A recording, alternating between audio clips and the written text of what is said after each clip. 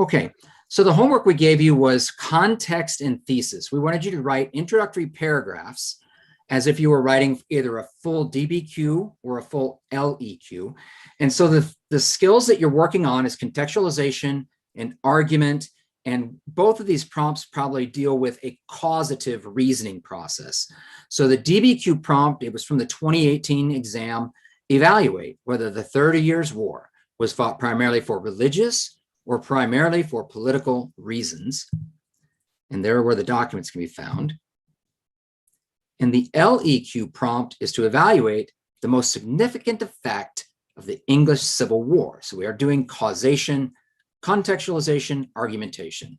And so what Katie and I went through, we read through a lot of responses from the homework yesterday, and we have some to look at for feedback. And I'll do the DBQ. So again, here was our prompt: evaluate whether the 30 Years' War was fought primarily for religious or primarily for political reasons. Hey, on this structure, when they kind of are framing the argument for you, they really want you to take a position, okay? And so we're going to look at some samples that do that really well. So here, this is from Pernati at Spruce Creek High School in Port Orange, Florida. They are the Hawks. Pernati, I really liked your response. It begins, since the 16th century, there had been many disturbances in the authority of the Catholic Church and the Pope.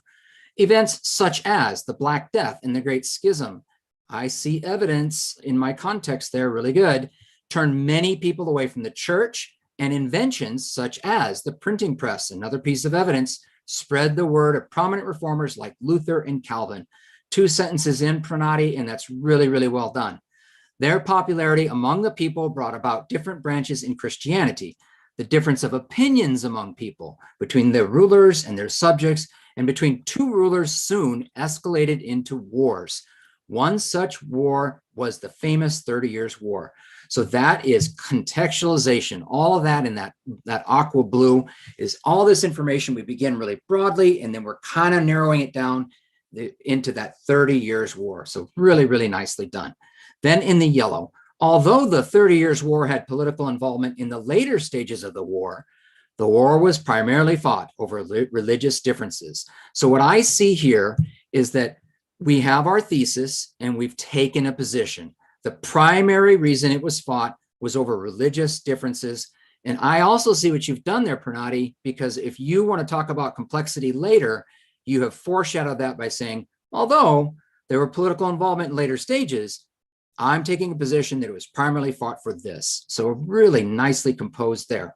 And then finally, we've got our line of reasoning, because a really good line of reasoning generally has that word in it, because of the newly introduced Protestant religions that opposed as competition to Catholicism.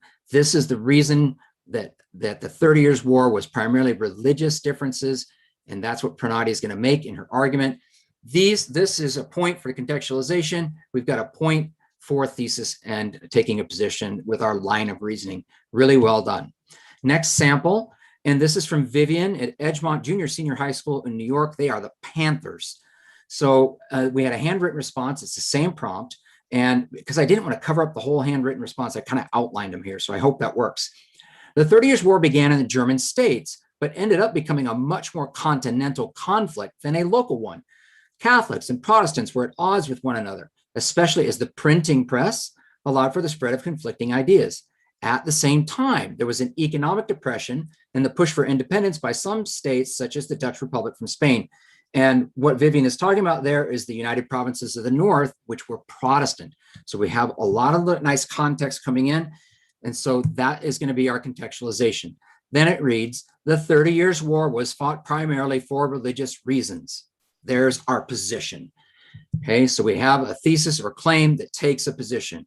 And then it says, because Catholics, such as the Holy Roman Empire, believed Protestantism and Calvinism to be heresy and wanted to vanquish it, while Protestants wanted to defend their faith against that Catholic pushback.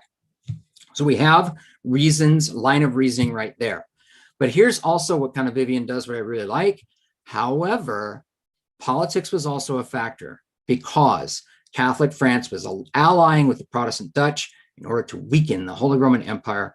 So what Vivian has done here is she's foreshadowing a complexity paragraph that can happen later in the essay, and all built into this really nice introductory paragraph. We're going to get a point for contextualization, a point for thesis that provides a line of reasoning. So really well job, and go Panthers. Nice job.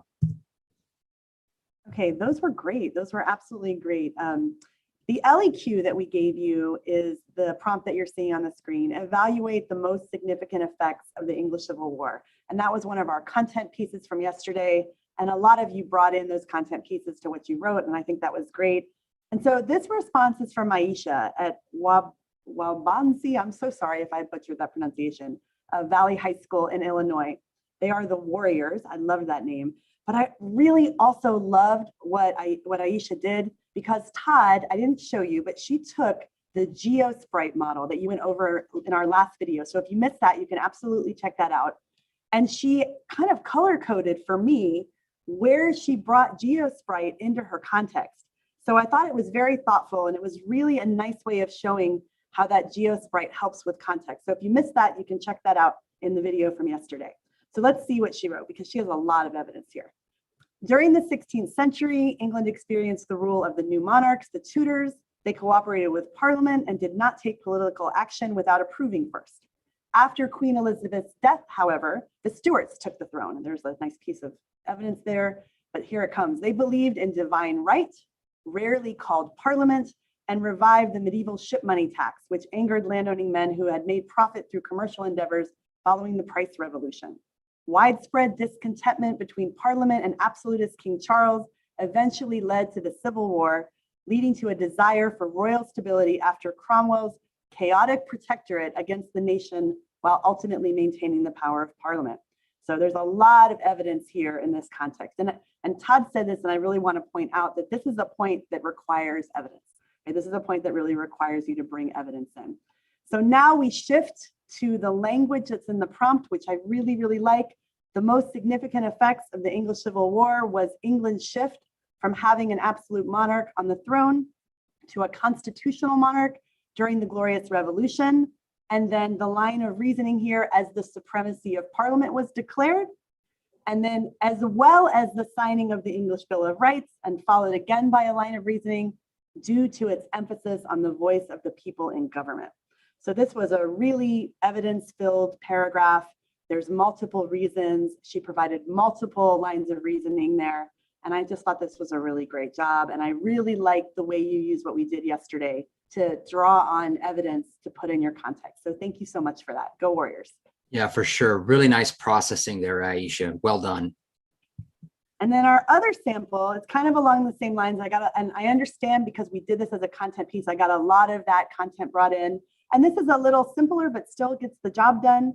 After the reign of Elizabeth I, the Stuart monarchs came to power in England. Believers in the divine right of kings, James I and Charles I, did not want to share power with Parliament and would clash over many issues, particularly taxation. The English Civil War ensued, ending with the defeat of the Cavaliers and the execution of the King, Charles I. Again, we've got lots of evidence in that paragraph, and that's really nice. After the English Civil War, many changes would occur, but, and we now come to the language of the prompt, the most significant effects were the Glorious Revolution, because it allowed for a peaceful change of government, and the signing of the English Bill of Rights, because it shifted the balance of power in England to Parliament. So again, a really nice paragraph. That was Julia from Jordan High School, and their mascot is the Beat Diggers. And I had to look that up to see exactly what that meant. It was very cool. So Julia, thank you for your submission. And I think what you're doing here is modeling what we're really hoping our own students do, and students around the country do, is give us a lot of evidence, follow up with taking a position, and then back that up with a line of reasoning. So thank you so much. Really, really good response.